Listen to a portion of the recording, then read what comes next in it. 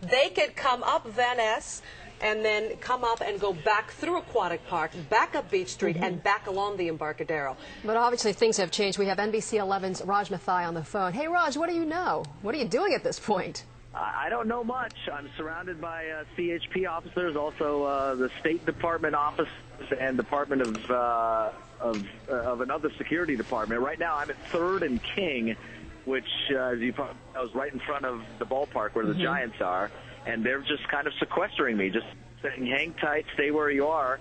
They don't know what they're doing, at least from my vantage point. So they're just kind of telling myself, and I believe also former Mayor Willie Brown, just to hang tight. Are you alone? Are there other torch runners with you? I'm the only one right now, surrounded by a large group of security. The bulk of the torch bearers were put on a bus, and it was just, as far as I know, myself and Willie Brown that were kind of escorted individually, separately. Interesting. Right now, Raj, just so we can fill you in on what we know. Right now, the convoy, the motorcade that is carrying what we believe to be the contingency of torch runners is stopped at Sutter and Van Ness. If you can orientate yourself to the city. So they are on Van Ness. They are heading toward Aquatic Park in that direction. So right now they're heading in the direction of the marina on Van Ness. They have stopped. Now we're seeing what appears to be either police on bicycles or segways, officers on bicycles. And they have stopped in front of these buses. So we're waiting. And we can see a couple of the torch runners right there, right next to the bus, because they're wearing their uniforms. We're not sure who they are, but at least a couple of them have come off the bus.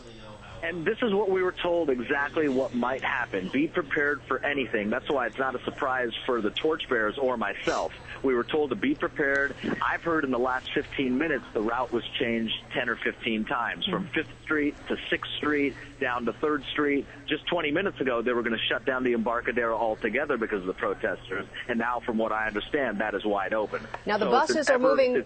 Raj, I want to tell you, looking at a live shot, the buses are moving once again, but those two torch runners are still there standing out in the street. So, you know, we're in the dark as much as you are in terms of what they're going to do at this point. I wonder if they're going to be moving and depositing them 2 by 2 along this route, leaving 2 there because we see 2 out of the bus, moving a block and a half forward, depositing 2. They had 2 police officers on bicycles next to those original 2 that got out.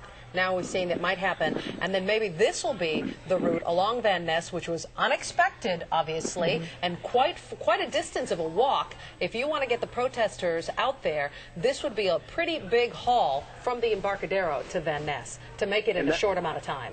And that's exactly what's happening. If your pictures are telling you that, and that's how we're going to be dropped off, 2 at a time. So you just follow that caravan. And we do see the torch in one of the runners' hands right now, 2 by 2 once again. A woman and a man there. They're both holding the torch. And there's a motorcycle cop surrounding them. The bicycle. Remember, we were hearing that the security detail was going to involve first bicycle cops around them. There were going to also be officers running with them, bicycle cops, and then finally motorcycle cops to create a circle around the runners. And I imagine some of the men from the Chinese delegation that have accompanied this torch along its route are going to be there as well, because we've seen that in other countries. In fact, there they are. No, those are probably the staff, not the runners themselves that accompany the torch.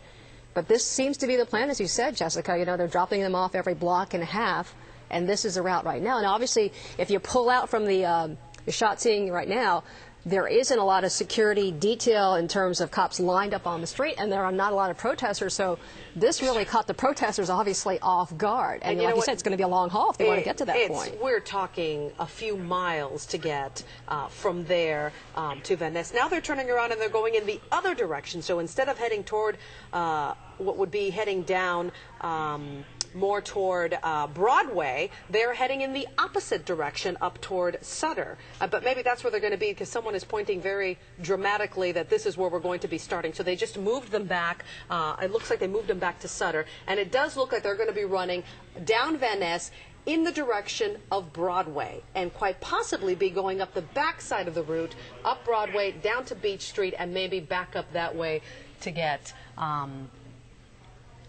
Right now we're looking at a gentleman and a woman, 2 by 2, getting ready. I'm not sure if this is the Russian gentleman who had, Lisa, who has been involved in other torch runs before. His name is... We have a list of the 77 runners that are taking place, but you can tell by this live shot it's very hard to get an up-close look at these two runners right now. Could be Vladimir Pritkupets, but I'm not completely sure. Right now, we're just kind of... Rogge, are you still on the phone? I'm still on the phone, yes. I'm just kind of awaiting what's going to happen with me here. I think they might send me towards Justin Herman Plaza. Are you having any movement there right now? Are they telling you to move at any point or get ready to leave? And Mayor Brown is with you?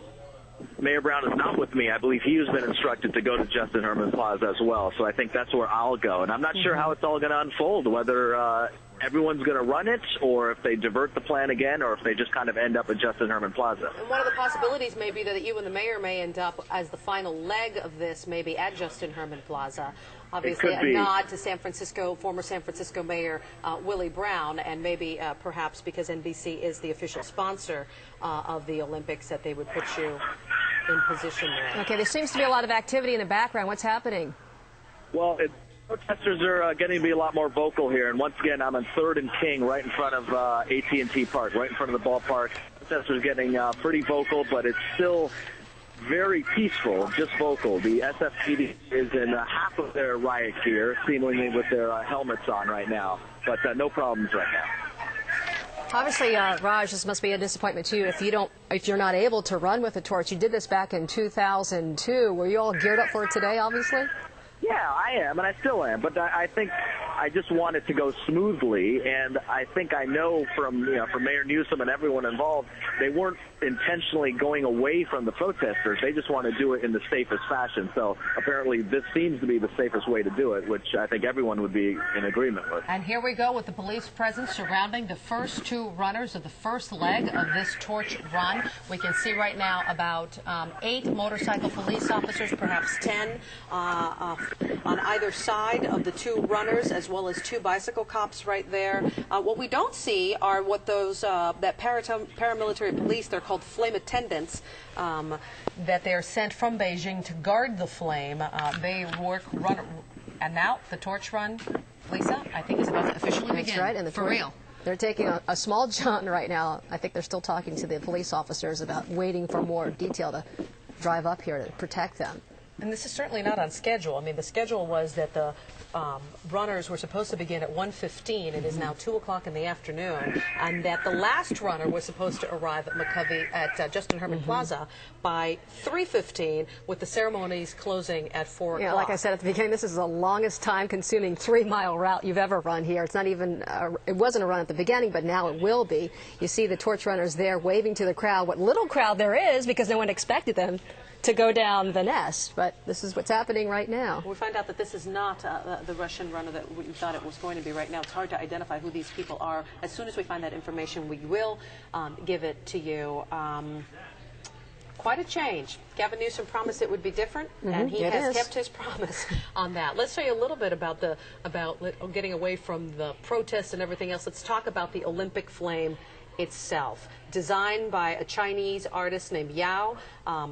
He led the team for the Chinese computer company Lenovo. The design is a scroll which represents knowledge and paper, which the Chinese invented some 2,000 years ago. 18 shades of red they went through before they decided. The bottom part is rubberized paint, the top made of aluminum alloy. And the Olympic flame itself was lit back in late March, I think it was March 24th. In Greece by parabolic mirrors lit by the sun. And there you see the Chinese delegation surrounding the runners right now. Some of them are, at least, but a lot more cops coming up there, not only on motorcycles, but on bikes, on foot. It looks like it's going to start